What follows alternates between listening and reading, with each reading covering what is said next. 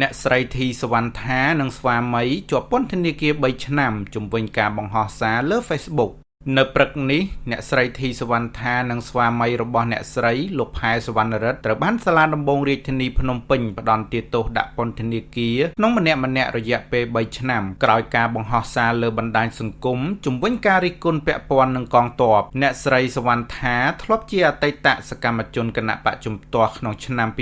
2017ក្រោយមកបានចូលរួមជាមួយគណៈបកកណ្ដាលអំណាចនៅក្នុងឆ្នាំ2023អ្នកស្រីត្រូវបានតែងតាំងជាអភិបាលរងក្រុងអរិយខ្សាត់ខេត្តកណ្ដាលអ្នកស្រីបានចែករំលែកសារសន្ធឹកសន្ធាប់នៅលើបណ្ដាញសង្គមពីបញ្ហាជម្លោះព្រំដែនកម្ពុជាថៃក្នុងឆ្នាំ2025គូស្វាមីភរិយានេះត្រូវបានចាប់ខ្លួននៅក្នុងខែធ្នូឆ្នាំ